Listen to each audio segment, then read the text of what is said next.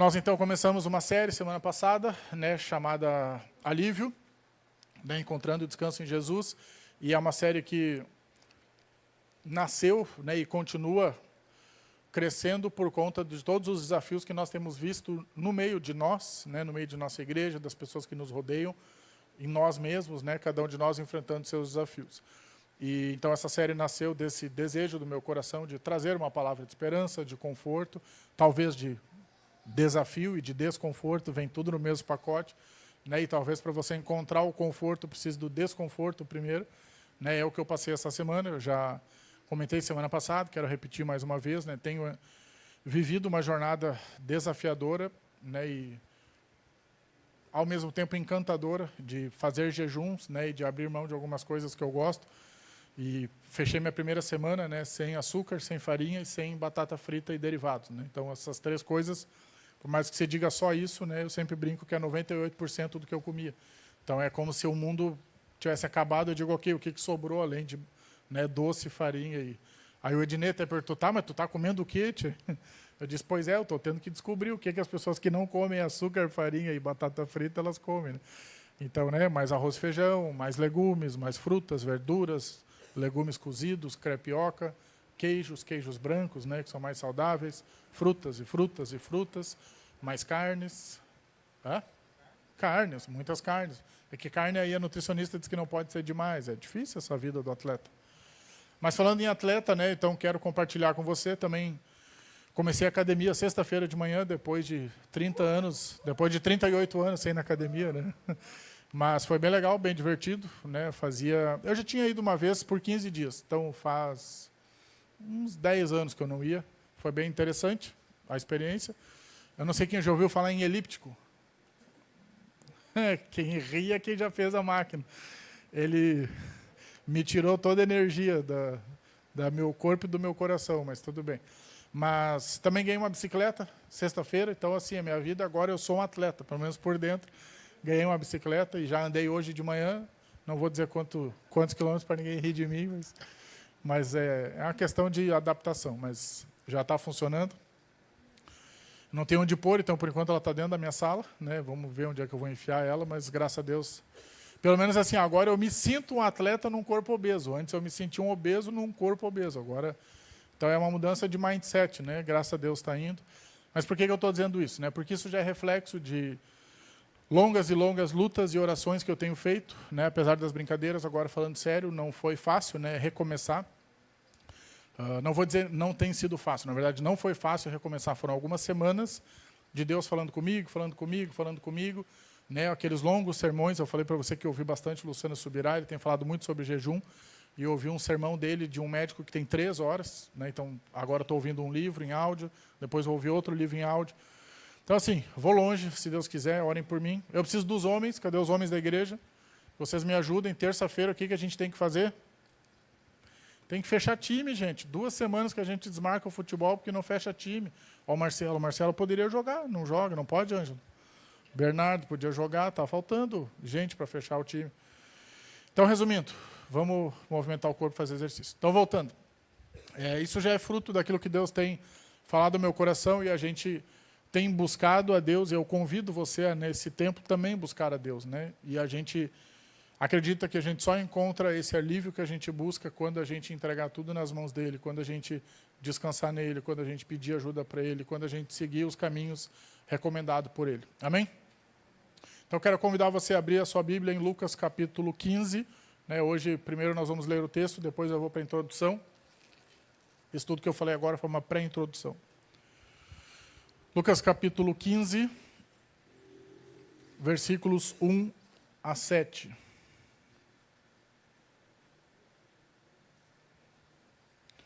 Lucas 15, de 1 a 7. Vai aparecer aqui no telão, Lucas 15, de 1 a 7, eu leio na NVI sempre, tá? O texto diz assim: todos os publicanos e pecadores se aproximaram de Jesus para ouvi-lo.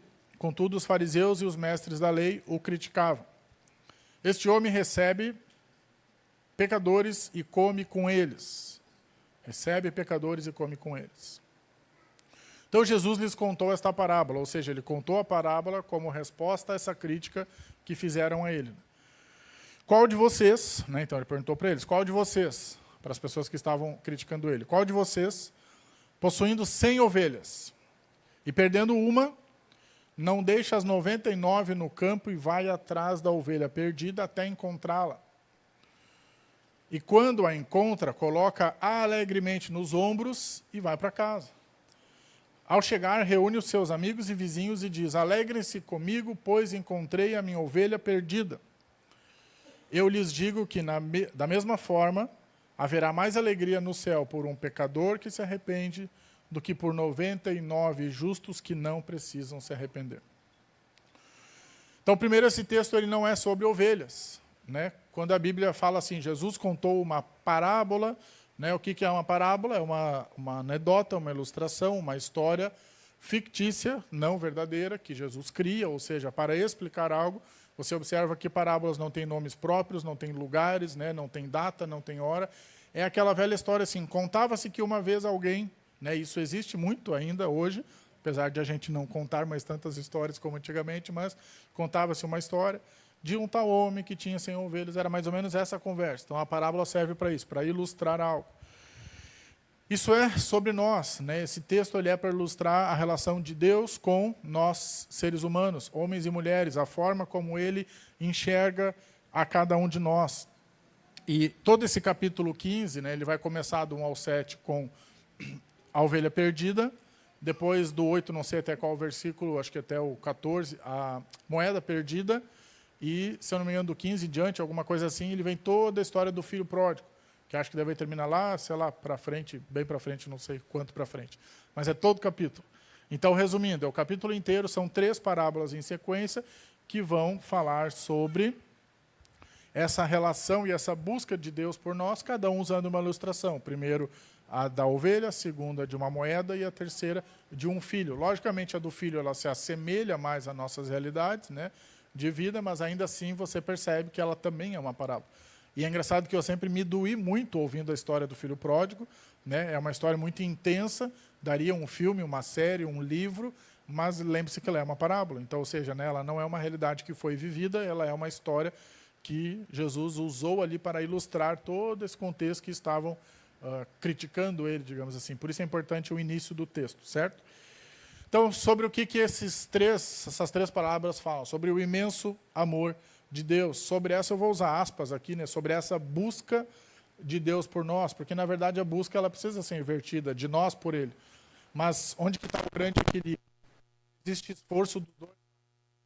Quando a Bíblia cita João 3,16, depois a gente pode ler ele com calma, vai dizer que Deus amou o mundo, ou seja, Ele primeiro tomou uma ação em favor de nós e mandou o seu Filho por nós. Mas é óbvio que nós acreditamos que nós também precisamos devolver essa ação, dizendo, Deus, eu me rendo. Deus, eu estou ouvindo o que o Senhor está dizendo. Os meus ouvidos e os meus braços estão abertos para devolver esse amor que tem sido derramado para mim. Amém? E é nesse imenso amor de Deus, ou seja, nesse raciocínio que o texto coloca para nós, de Deus, né, indo atrás e buscando essa ovelha, e não deixando as 99 como se isso fosse negativo, né, mas focando na que se perdeu, que a gente se encontra com a nossa série. Né? E eu penso que a gente consegue encontrar alívio em Deus quando a gente entende que a gente é muitas vezes a 100ª ovelha, né, a fugitiva. Quando a gente é essa ovelha com o coração cansado, frustrado e etc. Quando acontecem diversas coisas na nossa vida que nos deixam agitados, e talvez tu diga, Caio, são tantas assim, e eu queria dizer que sim e não. Né? Eu já devo ter dito isso aqui, mas vale repetir. A nossa vida ela é feita de grandes e pequenos ciclos. Né? Muitas vezes grandes ciclos, quando algo muito ruim acontece, né? Um falecimento de alguém que amamos, próximo, às vezes repentino, uma doença, um divórcio, uma dor, uma perda de um emprego que era importante, etc. E também dores menores. Né? Não sei quem já foi, sei lá, pegar uma bandeja de ovo e ela escorregou da sua mão. É uma dor intensa, acaba rápido, em menos de 5 minutos você limpa, mas eu não sei por quê. É tão irritante quando isso acontece, porque o ovo, geralmente, você já percebeu que ele se esparrama num raio de 100 metros quadrados. Né? Ele não cai só ali Aí você tem que limpar a porta, chão, por baixo, seu pé. Eu sou meio nojento, aí você pega no pé, eu já fico com ódio. Esses dias minha querida esposa fazendo mamar da Cecília, virou o mamar, e aí veio aquele leite, sabe? Com aquele cheiro de bebê, assim, azedo. E aí veio no meu calcanhar, eu saí irritado para lavar meu chinelo. E beleza, foi sem querer, mas ainda assim me irrita. Então, até me perco quando eu falo essas bobagens. Mas voltando. Os desafios da vida, estava falando, né? O leite derramado é um deles. Nós temos os grandes, temos os pequenos, e todos eles fazem parte do que a gente chama de vida, dos desafios da vida, daquilo que nos deixa agitado, angustiado, confuso, perplexo, precisando de Deus e de socorro, digamos assim. E é aí que faz todo sentido para mim esse texto, e eu quero então começar te explicando ele parte a parte. Volta lá para o versículo 4, que seria o início então dessa explicação.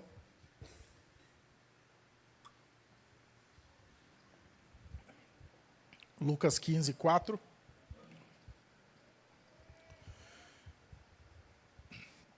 Antes de começar a explicar o texto, eu quero que você grave duas coisas. Tá? A primeira delas, eu disse que 11 de fevereiro eu fiz 20 anos de ministério pastoral, né? Mesmo que os primeiros 5 foram como seminarista, mas eu prego desde o início do meu ministério.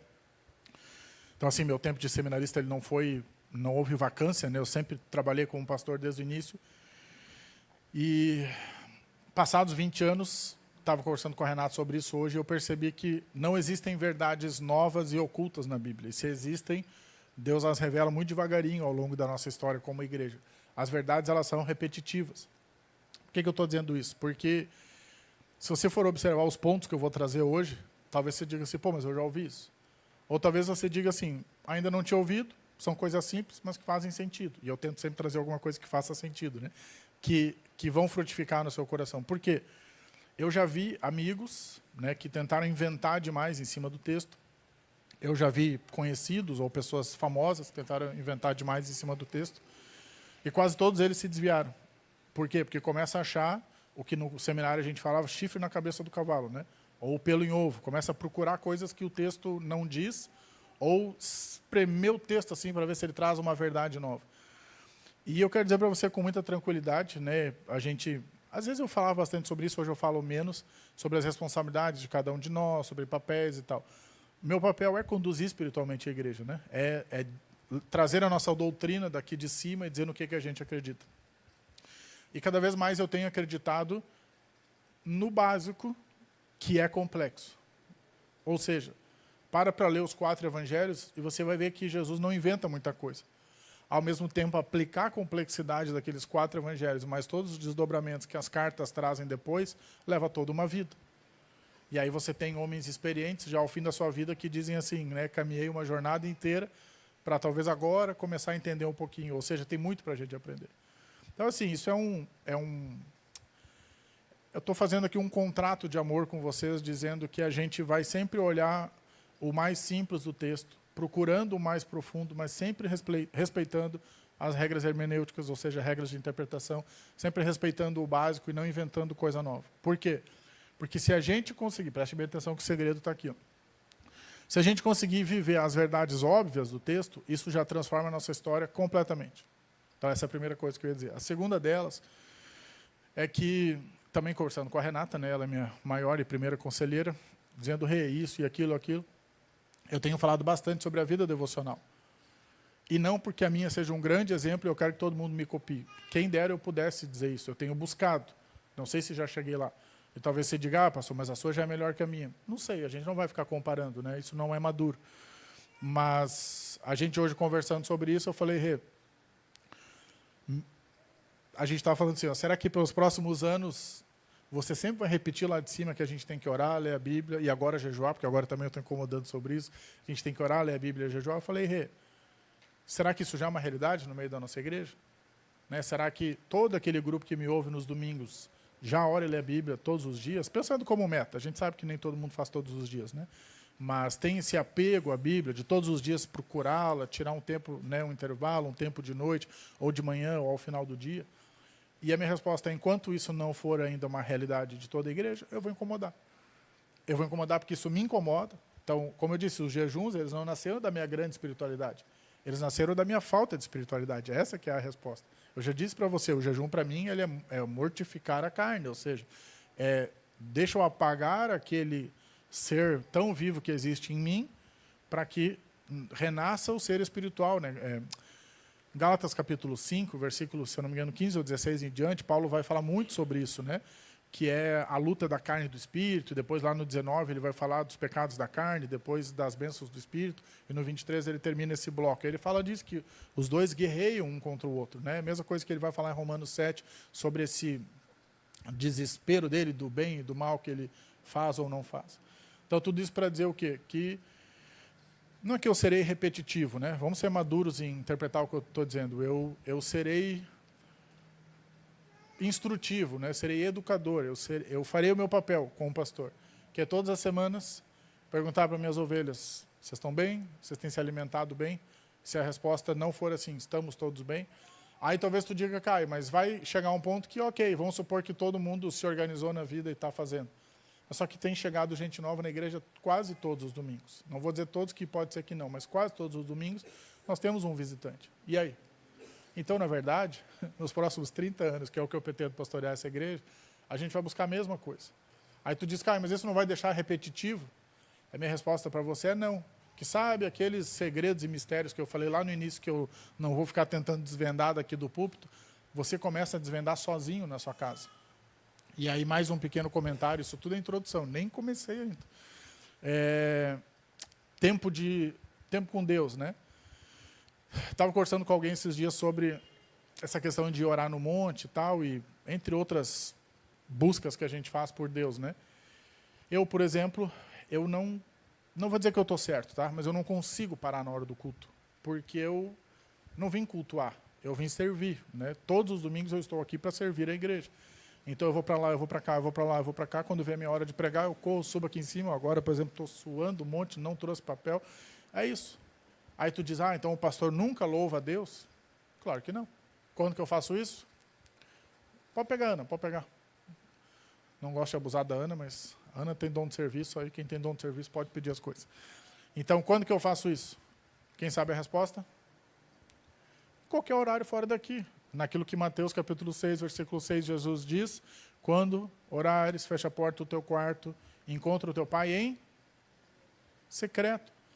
Então, assim, se eu canto, se eu louvo, se eu oro, eu faço, mas faço em secreto. E tu diz, então todo mundo vai para casa fazer em secreto? Claro que não.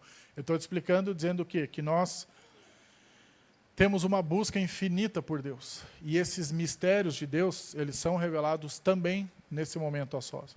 Então, aí você diz, então você não ouve sermão, você é melhor que a gente? Pelo contrário. Eu tenho dito para você que eu estou ouvindo sermões de 3 horas. Só essa semana eu ouvi umas 8 horas de sermão. E não só do Subirá, né? Agora eu já gastei ele, estou ouvindo outros. Então, assim, é claro que eu busco, é claro que eu ouço os sermões, ouço louvores. Mas, no fim das contas, obrigado, Ana. O que eu quero dizer para você é que a gente precisa...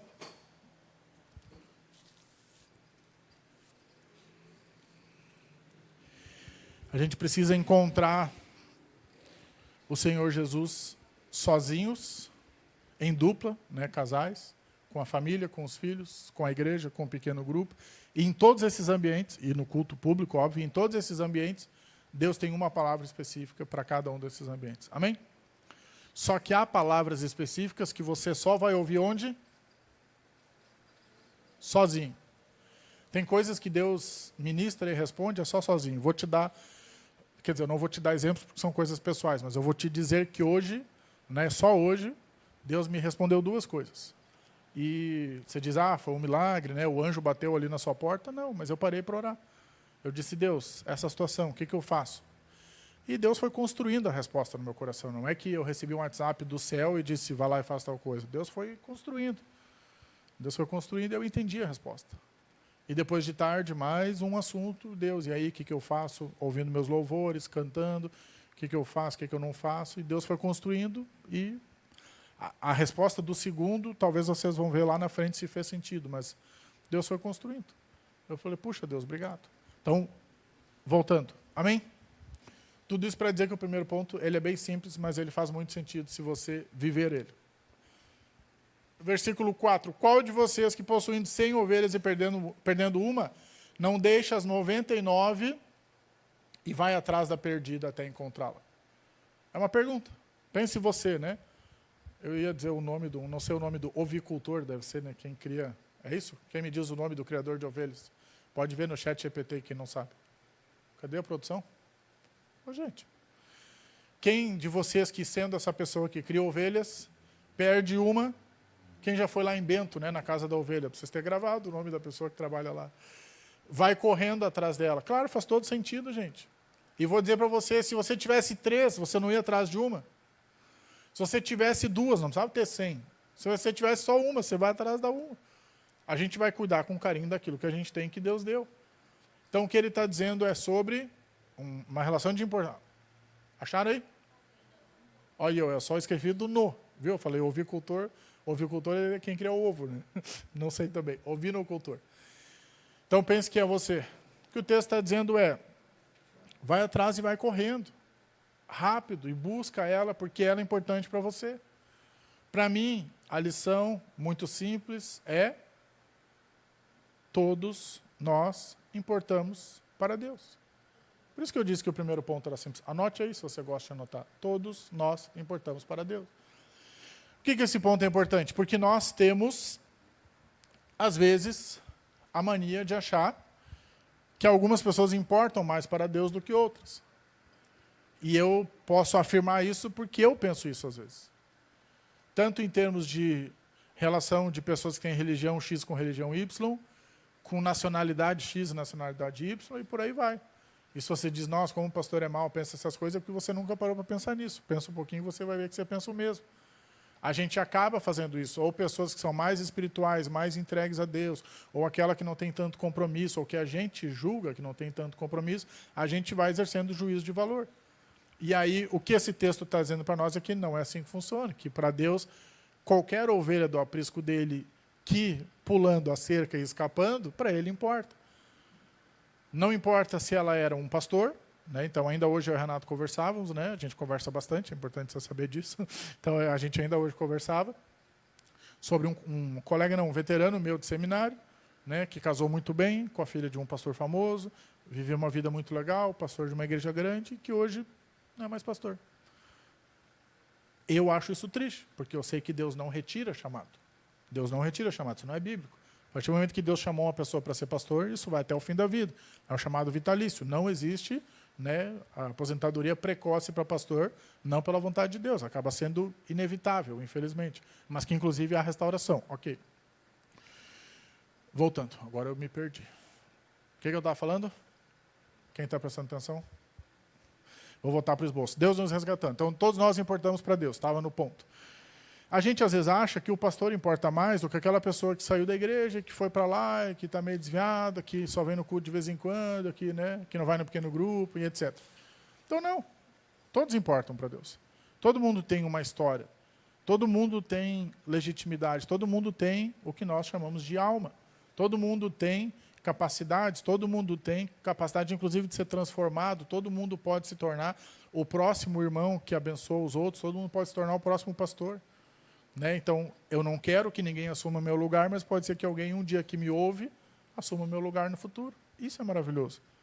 Contanto que, se Deus quiser, eu vá para outro, né? Não sai mal. Mas entende o raciocínio? Ou seja, todos nós importamos para Deus. Esse, para mim, é o ponto claro aqui. Que não há ninguém de nós que, fugindo, né, daquele espaço, né, que a gente chama de aprisco, ali onde ficam as ovelhas, que fugindo, que Deus diz assim, ah, tá bom, lá se foi um, mas eu tenho 99, quem tem 99 está bem, o que foi, segue a vida. Vocês acham que Deus pensa assim? A Bíblia dá algum indício de que Deus pensa assim? E eu tenho várias respostas, várias formas de dizer não. A primeira delas é no texto talvez mais conhecido da Bíblia, quero que você abra, João 3,16. Ele vai abrir, vai aparecer no telão, mas se você gosta de abrir, abra.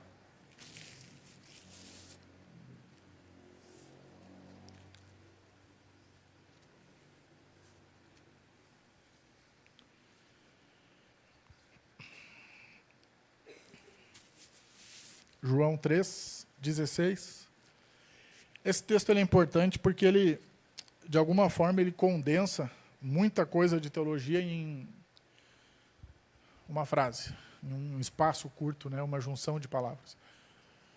Ele vai dizer aqui, eu vou ler na NVI, né, porque Deus tanto amou o mundo que deu seu Filho, unigênito, né, ou seja, o único Filho, para que todo que nele crer não pereça, mas tenha vida eterna.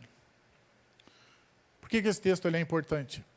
Diversas razões, óbvio, mas para nosso texto, para nossa série Alívio e para entender o amor de Deus. Porque ele diz assim, ó, que Deus amou o mundo. Então não diz que Deus amou os cristãos. Porque a morte de Cristo foi pré-cristianismo. Você tem que entender isso, é óbvio, né? Você entende esse raciocínio? Cristo não morreu pelos cristãos. Cristo morreu pela humanidade. Para que a partir da morte e ressurreição dele, nós nos tornássemos filhos dele. Isso é teologia de salvação. Ou seja, a partir daquilo que ele fez por nós, nós pudéssemos olhar e dizer, Jesus, eu me arrependo, eu me rendo, eu quero ser teu filho. E aí ele dissesse, então, bem-vindo. Aí nos tornamos cristãos. Então, ou seja, essa morte redentora, ela foi um amor prévio. E aí o texto continua dizendo, para que todo que nele crer, não alguns. Então, volte a esse raciocínio e entenda isso. Não há uma pessoa que não seja importante para Deus. Não há uma pessoa que Deus possa dizer assim, essa história não me interessa, ou essa história eu desisti. E o interessante é que como Deus tem a capacidade, que óbvio vai além do nosso entendimento de conhecer todas as histórias, afinal de contas ele criou todos nós e nos deu vida, ele sabe a sua. Não é muito simples isso? As partes boas e as partes ruins, a gente vai falar disso no terceiro ponto. Mas ele conhece a sua história. Isso faz com que ele, digamos assim, saiba com quem ele está lidando. Sabe aquela pergunta, você sabe com quem você está mexendo? Né? Deus sabe com quem ele está mexendo. E mais do que isso, né? Por mais que é complexo dizer isso, mas não deixa de ser verdade, ele criou inclusive todas as doenças. Ou pelo menos a possibilidade de nós termos elas. Deus sabe de tudo isso, porque foi ele que criou o corpo. Então, eu gosto dessa expressão, né, dessa frase, que é nada assusta a Deus. Nada deixa Deus preocupado. Eu disse isso acho que há 2 sermões, né? Nada assusta Deus. Nada deixa Deus do tipo, o que eu faço agora? Por quê? Porque ele nos criou, ele nos conhece nossa história. A mim, né, eu anotei algumas coisas aqui, causa uma grande paz saber que Deus me ama dessa forma. Que ele se importa dessa forma. E a questão não é que ele então deixa, né, ou seja, que ele abandona as 99 que ficaram no aprisco. A questão é que ele ama tanto a todas que qualquer uma que escape, ele por amor vai atrás, em vez de dizer, eu tenho as 99. Logo, isso pode ser aplicado à nossa vida de tal forma que não precisamos ter nunca um sentimento de ovelha perdida e abandonada. E nós temos, às vezes. Deus esqueceu de mim. Deus não está vendo. Deus, eu estou sofrendo tanto e o Senhor não percebe. Deus, está cansativo, por que o Senhor não está fazendo nada? Então nós podemos sim, né, junto com Jesus, dar a volta. E aí eu quero mais dois textos. O primeiro deles, abre a Bíblia lá em Isaías 54, 10. Isaías 54, 10. Quero ler junto com você. E depois a gente vai para Romanos.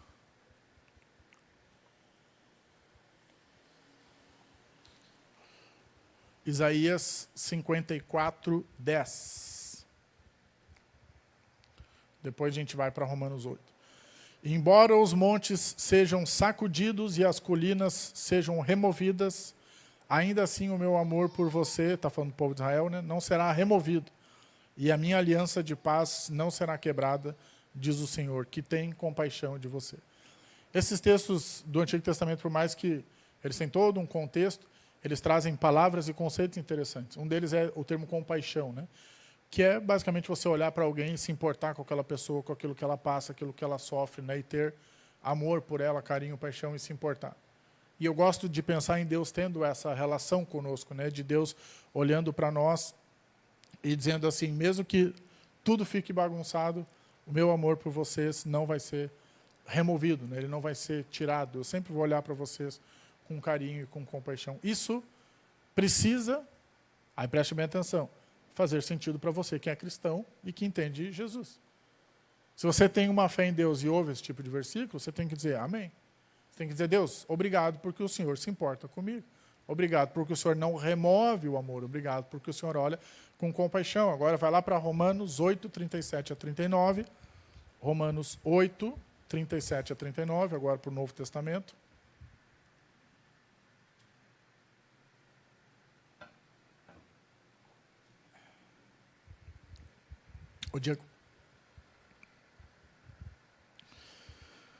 Romanos 8, 37 a 39. Faz ele girar para chegar em mim. Não está fácil. Ele diz assim, ó, mas em todas as coisas somos mais que vencedores por meio daquele que nos amou. E aí entra um texto fundamental para a nossa conversa. Pois estou convencido de que nem a morte, nem a vida, nem os anjos, nem os demônios, nem o presente, nem o futuro, nem poderes, nem altura, nem profundidade, nem ninguém em toda a criação. Entende a profundidade? Profundidade do texto? Em toda a criação. Será capaz de nos separar do amor de Deus em Cristo Jesus. Não se esqueça disso. Através de Cristo Jesus, que está em Cristo Jesus. Ele faz uma lista enorme, né? Ou seja, nada pode nos separar deste amor maravilhoso de Jesus. Então, resumindo, todas as pessoas importam para Deus. As que nós chamamos de crentes, nós, né, os cristãos convertidos, as que ainda não tomaram essa decisão, todas importam. Cada uma num passo da jornada, cada uma precisa decidir alguma coisa na sua vida, né? Nós, os crentes, precisamos permanecer para não apostatar da fé. Os não crentes precisam se decidir para entrar para dentro do bonde e a gente ruma todos para o mesmo lugar, que é o céu junto com o Senhor Jesus. Amém? Eu tenho um segundo ponto bem rápido, que é a continuação do texto. Vai lá para o versículo 5 e 6. Volta para Lucas capítulo 15, versículos 5 e 6. Deixa sempre marcado, né, o texto base. Ele diz assim, e quando a encontra, né, ele está falando que ele vai lá, encontra a ovelha, né? Quando ele encontra, ele coloca ela alegremente nos ombros e vai para casa. Ao chegar, reúne os seus amigos e vizinhos e diz, alegrem-se comigo, pois encontrei a minha ovelha perdida.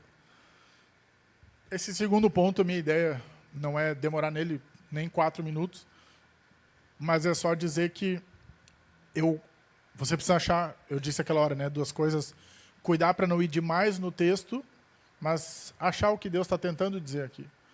E o que ele falou comigo, lendo esse texto, sobre esse termo, alegrem-se comigo, pois, né, encontrei minha ovelha perdida, a ideia de encontrar, eu coloquei, Deus se alegra quando nos encontra. Então você pode colocar aspas no Deus se alegra, sabemos que Deus, né, ele é um ser que transcende as emoções, e encontra, né, porque ele sabe onde a gente está. Mas o que eu quero dizer com isso? É que nós precisamos entender que sim, né, Deus ele nos quer perto dele. Grave isso, isso é bíblico.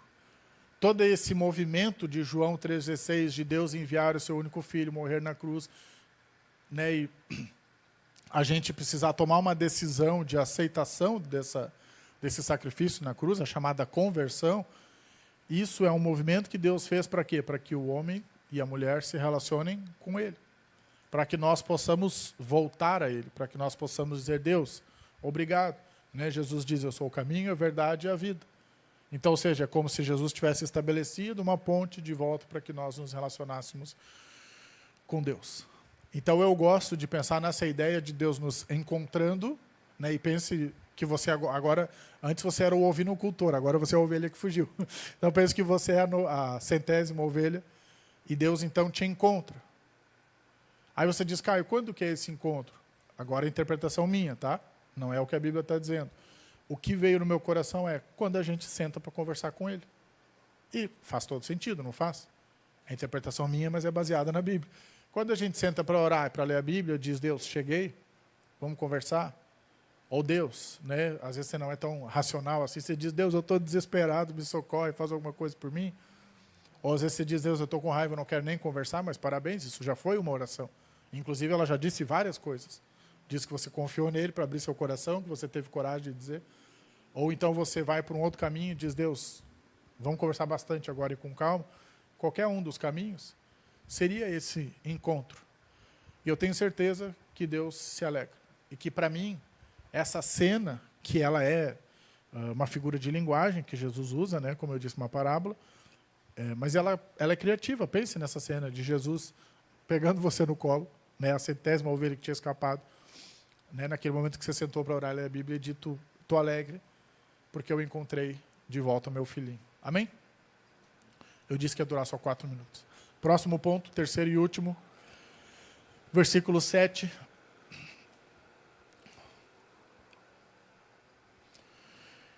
Lucas 15, 7, ele diz assim: eu lhes digo que, da mesma forma, haverá mais alegria no céu por um pecador que se arrepende do que por 99 justos que não precisam se arrepender. Primeira coisa interpretativa sobre o texto. Não é que existam justos que não precisam se arrepender, certo? Todos precisam se arrepender. Isso é teologia básica. O que ele está falando aqui é exaltando o fato desse um pecador que diz assim: eu preciso de arrependimento. Então, o foco aqui do texto, da interpretação, é muito mais no que pede ajuda do que nos 99. Então, não implica com os 99. Foca no nosso foco, que é a ovelha perdida, certo?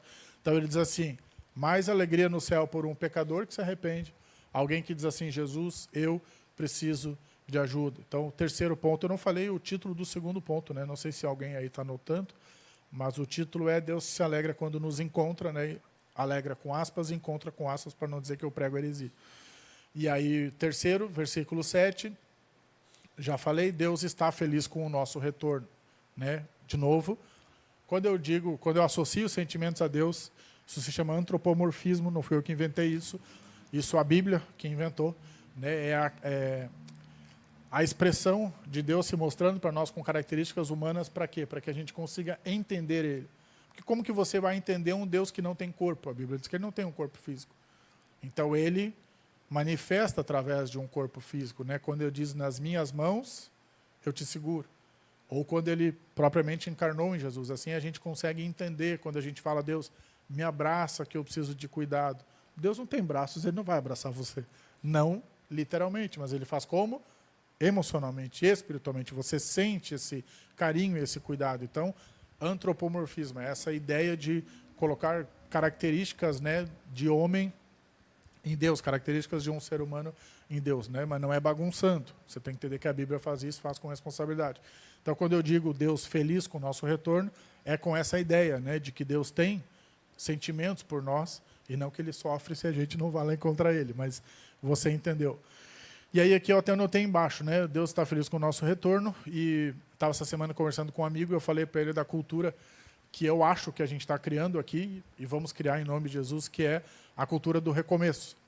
E eu disse para ele, qual que é a nossa frase? Vamos ver se a gente gravou, né? Segunda é dia de recomeço. Se você me perguntar se eu gostaria de precisar disso, a minha ideia é não. Eu queria que todos nós orássemos e lêssemos a Bíblia todos os dias para não precisar tocar mais nesse assunto e pensar nos próximos. Mas como a gente tropeça, porque nós somos humanos, limitados, falhos e pecadores, o que a gente precisa? De graça. De graça, de arrependimento. De graça e de arrependimento. A gente precisa se arrepender e receber a graça de Deus. Então, esse terceiro ponto, para mim, ele fala sobre isso. Graça e recomeço. De Deus que diz, ok, vou lá buscar aquele sem vergonha que fugiu de novo. Eu vou trazer para perto, porque eu amo tanto e eu nunca quero perder ele de perto de mim. E aí, para ilustrar esse terceiro ponto, eu quero ler mais 2 textos da Bíblia com você. Os 2 estão no Novo Testamento. Um está em Efésios capítulo 2 e o outro está em Marcos. Vamos abrir Efésios primeiro. Efésios capítulo 2, a gente vai ler do 4 até o 9.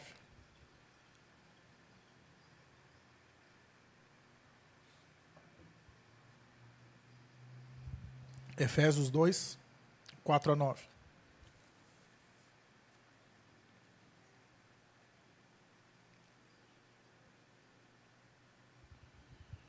Efésios 2, 4 a 9. Vamos lá, o texto diz assim: todavia Deus, por ser rico em misericórdia, vai gravando que é bastante informação, hein? Por causa do grande amor com que nos amou, lembra do grande amor que a gente está falando? Deu-nos a vida com Cristo, quando ainda estávamos onde? Mortos em transgressões. Mortos nas transgressões. Ele está falando aqui de morte espiritual. Todo capítulo 2 fala disso, né? A gente está continuando o capítulo, mas todo ele fala isso. Morte espiritual. Ou seja, longe de Deus. Aí ele diz, pela graça vocês são salvos. Versículo 6, Deus nos ressuscitou. Aí você diz, mas eu sempre tive vivo. E aí ele está falando disso, você estava morto espiritualmente. E através, então, da conversão, ou seja, do ato de entrega da vida a Cristo, ele nos ressuscita espiritualmente. nos ressuscitou com Cristo e com ele nos assentou nas regiões celestiais em Cristo Jesus, para mostrar nas eras por vir a incomparável riqueza da sua graça, demonstrada na sua bondade para conosco em Cristo Jesus. E aí os 2 versículos que você precisa decorar, 8 e 9, pois pela graça, então você vê que tem todo um contexto, né? Pela graça vocês são salvos por meio da fé. Isso não vem de vocês, não vem de vocês. Então nós não produzimos salvação, nós apenas desfrutamos. É um dom de Deus ou um presente de Deus. Não por obras para que ninguém se glorie. Então as obras elas são consequências, né? As obras elas vêm pós-conversão. Nós fazemos as obras depois que entendemos o amor. Nós não conquistamos a Deus pelas obras, né? Fazer as obras não traz a salvação. Não por obras para que ninguém se glorie. 10, porque fomos feitos por Deus, criados em Cristo Jesus, para boas obras, as quais Deus preparou previamente para que andássemos nelas. Então, Deus sonha sim com as boas obras que faremos, mas elas serão uma consequência da nossa conversão, ou seja, do nosso amor a Deus, daquele sentimento que a gente tem de Deus. Obrigado, porque o Senhor me tirou dessa morte espiritual e me trouxe para a vida espiritual. Tu diz, Caio, o que isso tem a ver com a história das ovelhas e com a nossa série Alívio? A minha resposta é, quando você entende esse texto, e você entende que Deus, ele fez trocas, né? Lembra do fardo pesado da semana passada? Ele tirou o fardo pesado e disse, toma o meu mais leve. Quando ele disse assim, entrega para mim. Quando ele diz assim, você estava morto espiritualmente e eu fiz uma troca por Jesus. Jesus foi no nosso lugar, a Bíblia diz. Ele morreu no nosso lugar. E ele diz assim, agora assuma isso. Então eu estou transferindo, né? Estou dizendo assim, ó, Jesus foi lá, Deus, né? Jesus foi para lá, agora eu alivio para você. Eu absolvo você. A Bíblia também explica isso em Romanos, né? Que a nossa dívida espiritual diante de Deus ela foi absolvida por causa de Jesus. O que ele está dizendo aqui? Graça e recomeço. Então, pela graça vocês são salvos. Não vem de vocês. Aí agora, segundo texto, vai lá para Marcos capítulo 2. É um texto que eu sou completamente apaixonado. E ele faz muito sentido para essa nossa conversa. Marcos 2, de 13 a 17. Marcos 2, lá no início do Novo Testamento, de 13 a 17.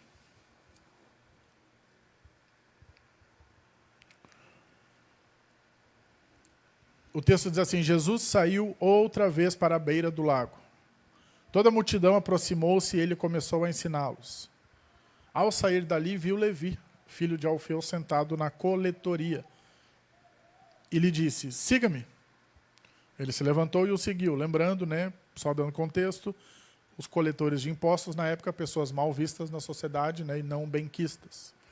O texto diz que ele levantou e seguiu. Versículo 15, aconteceu que enquanto Jesus estava reclinado à mesa, na casa de uma pessoa, né, que não era bem vista na sociedade, na casa de Levi, muitos publicanos e pecadores comiam com ele e os seus discípulos.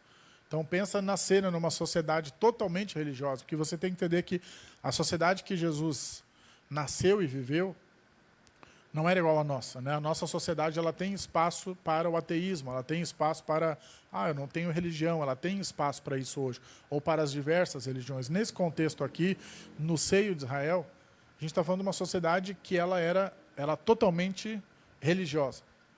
Totalmente religiosa. Então, ou seja, no meio do povo judeu, tudo tem a ver com religião. O jeito que eles comem, se vestem, o que bebe, o que não bebe, se corta o cabelo, não corta, se eles forem ortodoxos, mais ainda, ultra-ortodoxos, mais ainda, tem aqueles que fingem que não são nada no meio deles, mas aí tudo bem. Mas, via de regra, a média geral, todos eles se envolviam muito com isso daqui. Então, quando a gente está falando de um mestre, né, porque Jesus era um mestre da lei, de um mestre da lei que junta, o texto diz, pecadores e muitos publicanos, né? Ou seja, mais coletores de impostos, não só um, que era o Levi, mas vários, e muitos pecadores. Ainda pega os discípulos dele, ou seja, como se ele montasse uma religião em volta, desculpa a expressão, da escória. Ele juntasse toda essa gente e dissesse, hoje fulano culta na sua casa. Nós vamos lá comer todo mundo junto. O que aconteceu? As pessoas ficavam angustiadas, porque isso é contraproducente para a religião, é contradizente e não faz nenhum sentido. Porque quando você funda uma religião, você quer as melhores pessoas para ela. Ou quando você está numa igreja, você quer pessoas que venham para somar. Só que isso não é bíblico. Se a gente disser que a gente só quer pessoas, né, com o primeiro casamento, que cheguem aqui, que dizimem no primeiro minuto, que sirvam no primeiro minuto, que sejam simpáticas com todo, que sejam queridos, amigáveis, que tenham uma família bonita, que não tragam nenhum tipo de problema, de conflito, não sei o quê, isso não é uma igreja bíblica. Então, o que o texto continua dizendo? Eles se perguntavam, por que ele come com publicanos e pecadores? As pessoas estavam angustiadas, e eu já fui muito mais brabo com essas pessoas que perguntavam isso, né? Eles lá religiosos, e ainda há quem pergunte isso hoje em dia, talvez as pessoas não leiam a Bíblia, mas 2000 anos depois elas ainda ficam brabas com a ideia, né, de a igreja receber pessoas pecadoras, e aí eles perguntam isso. Hoje eu entendo, nós temos um sentimento protecionista, é natural em nós. A gente forma algo bom e a gente quer proteger esse algo bom.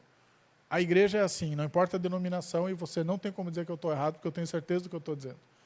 A gente forma algo bom e tenta proteger esse algo bom. Só que quando a gente protege demais, a gente deixa de ser bíblico. Por quê?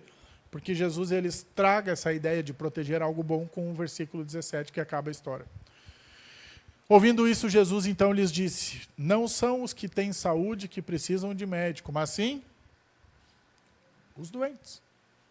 Para quem que é o hospital, né? Você está bem hoje, você vai sair daqui, você vai lá no hospital, lotado, né?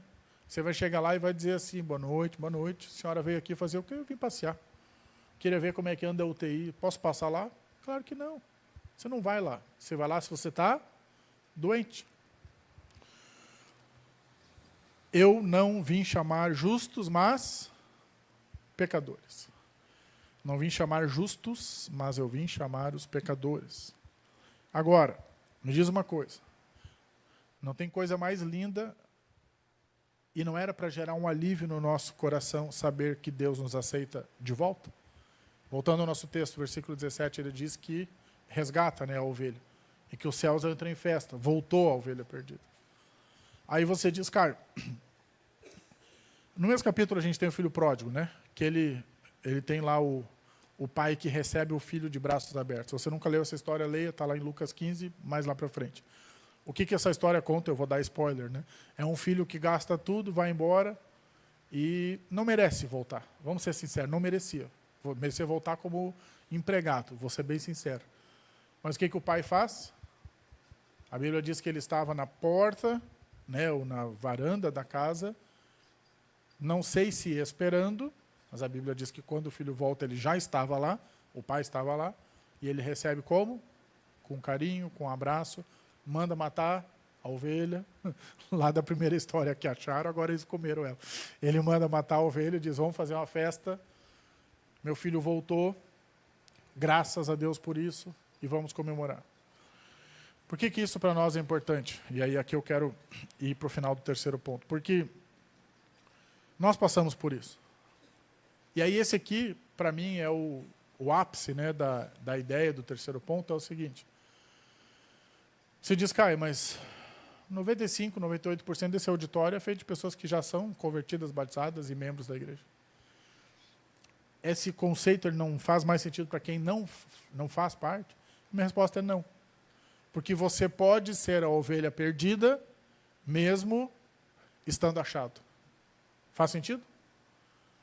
É muito possível estar dentro de uma igreja evangélica, ou denominando a nossa uma igreja evangélica, né, batista, ouvindo sobre Jesus e não desfrutando, e não aproveitando, e não se encontrando com ele. Você se encontra comigo todos os domingos, né? Me ouve, ou em alguns momentos outros pregadores, quando eu não estou aqui.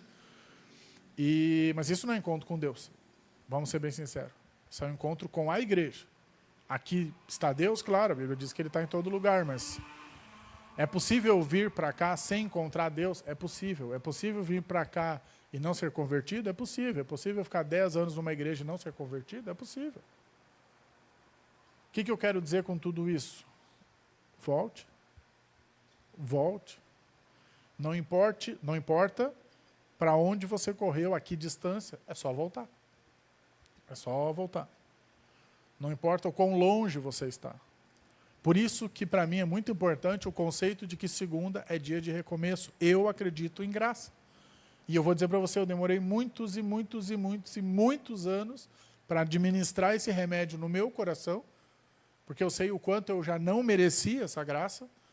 E aí talvez você diga, mas o senhor nunca não sei o quê. Gente, não seja tolo. O pecado ele não tem a ver com casar virgem ou não casar virgem, só. Ele não tem a ver com cometer um crime ou não cometer um crime. Porque eu não fiz nenhum dos dois. Eu casei virgem e nunca cometi um crime. Aí você diz, nossa, como pastor é santo. Pelo contrário. Eu tenho uma prima que ministrou muito na minha vida, ela dizia, a tua virgindade ela era só uma estatística, porque você já fez tantas outras coisas erradas, que você faz paralelas. Você consegue ir pelos ladinhos. Você consegue achar outros pecados, que às vezes estão no meio do mesmo assunto ou em assuntos diferentes. Porque a Bíblia vai dizer que o pecado é o quê? Né? A tradução do termo hebraico é errar o alvo da santidade que Deus estabelece para nós. Então isso não é feito só na área sexual, isso não é feito só na área da mentira, isso é feito em qualquer área que você pode imaginar. E aí Deus é que estabelece o padrão e a gente quebra o padrão. Por que isso é importante? Porque a gente às vezes acha, né, ou define quem são os mais pecadores ou não. E eu quero te dizer, sendo bem franco com você, Deus não faz essa categorização, nós fazemos. E para que você possa experimentar o alívio no seu coração nessa noite, o que você precisa fazer é orar e dizer, Deus, eu quero voltar. Eu quero estar de volta nos teus braços. E se você me perguntar, Caio, você sabe quem de nós precisa voltar? Claro que eu não sei a sua vida. Eu não sei a sua vida. Eu convivo muito pouco com vocês ao longo da semana, então, por isso que agora a gente vai orar, então, banda pode subir. Para quê? Para a gente ter um tempo nosso. Então, quem que você tem que encontrar nessa noite? O Espírito Santo. E aí você precisa conversar com Ele. Você precisa conversar com Ele e precisa dizer assim, ó, estou aqui e temos coisas para acertar. E eu quero que a gente crie culturas na igreja. Uma delas é qual? No momento da oração, o que a gente faz? Quem que é do Ministério Infantil, o que a gente ensina para as crianças? Fecha os olhinhos na hora da oração para não olhar o amiguinho do lado, né? Para não ficar distraído. Então, gente, fechar os olhos para orar não é bíblico. Não se preocupe com isso. Mas a gente fecha porque senão você fica olhando para o lado. Você fica tentado olhar para o celular ou ficar olhando para mim. Então preste bem atenção. Eu vou continuar falando, mas você já pode fechar os seus olhos. Você que está em casa na live, agora me vendo mais de perto, feche seus olhos. O que eu quero desse momento? Que você desfrute.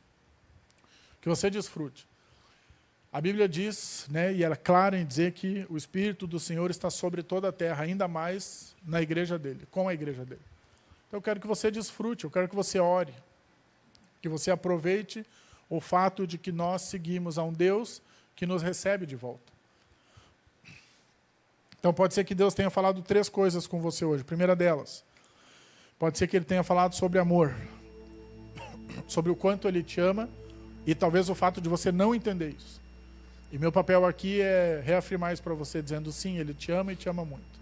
Você é a 100ª ovelha que escapou e Ele te ama demais e quer você por perto.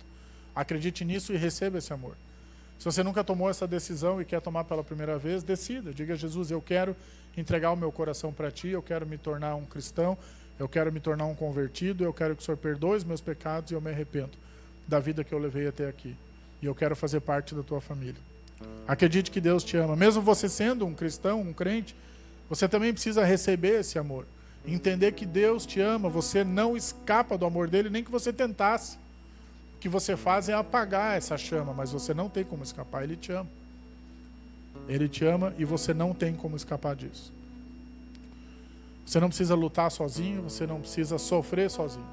Você tem um Deus que te ama, que se importa com você e que vai lutar com você. Em segundo lugar, pode ser que Ele tenha falado com você sobre a alegria do encontro. Ele fica alegre ao te encontrar. Pode ter certeza disso. Eu quero te encorajar mais uma semana a encontrar com Ele e desfrutar disso. Em terceiro lugar, pode ser que Ele tenha falado com você sobre você ter escapado dos braços dEle, não entender a graça e talvez seu coração estar longe. Eu queria te convidar a voltar. E quando a gente fala em voltar, não é um gesto físico, ele é um gesto do seu coração. Pode ser que você não pegue a sua Bíblia faz tempo, né? Pode ser que você me ouve falando em oração, em Bíblia, em jejum e se incomode. Mas eu não vim aqui ministrar culpa no seu coração, eu vim ministrar graça. Eu vim ministrar amor, dizendo que Jesus, ele quer sim que você volte. Nada na Bíblia indica o contrário. Tudo na Bíblia indica que você pode, agora mesmo, orar aí e dizer: Jesus, obrigado pela chance do recomeço, obrigado pela chance do retorno, e sim, eu vou aproveitar essa oportunidade. E você pode inclusive fazer promessas. Você pode dizer: Jesus, eu prometo que amanhã eu vou acordar mais cedo e eu vou orar. Eu prometo que eu vou botar o despertador, que eu vou pedir ajuda para alguém, para o meu líder de pequeno grupo, para o meu pastor, para minha esposa, para o meu marido, que eu vou tentar. E aí você faz o seu melhor e Deus vai fazer a parte dele em nome de Jesus. Ore por essas 3 coisas agora, converse com Ele, desfrute desse momento. Senhor Jesus, nós queremos encerrar esse momento, Deus, pedindo que o Senhor possa falar aos nossos corações, Pai. Que nós possamos encontrar alívio, Deus, no Teu amor, sabendo que o Senhor nos recebe de volta. Na verdade, que o Senhor nos procura como uma ovelha que escapou, mas que o Senhor nos recebe de volta. E obrigado por esse amor que nós não conseguimos negar. A gente pode, às vezes, fazer uma barreira com Ele, mas Ele existe, Deus. Ele existe, Ele é forte, Ele é poderoso e a gente quer desfrutar dEle cada dia mais. Em nome de Jesus. Quero te pedir, Deus, que cada um de nós nessa noite possa se encontrar com esse Deus amoroso, através da ação do Teu Espírito nos nossos corações. Que o Senhor fale conosco, que o Senhor toque o nosso coração e que o Senhor console o nosso coração em nome de Jesus. E eu quero colocar, Deus, tudo aquilo que nossa igreja tem passado nas Tuas mãos. As tantas situações de doença, de desafios, de desemprego, de dores, de medos. A gente quer colocar tudo nas Tuas mãos, pedindo: Deus, intervém pela Tua igreja em nome de Jesus. Ouve nossas orações. Nós temos orado sozinho, temos orado aqui coletivamente, temos orado nos pequenos grupos. E a gente pede: Deus, em nome de Jesus, vai à frente e responde a oração do Teu povo para a glória do Teu próprio nome. Em nome de Jesus que oramos.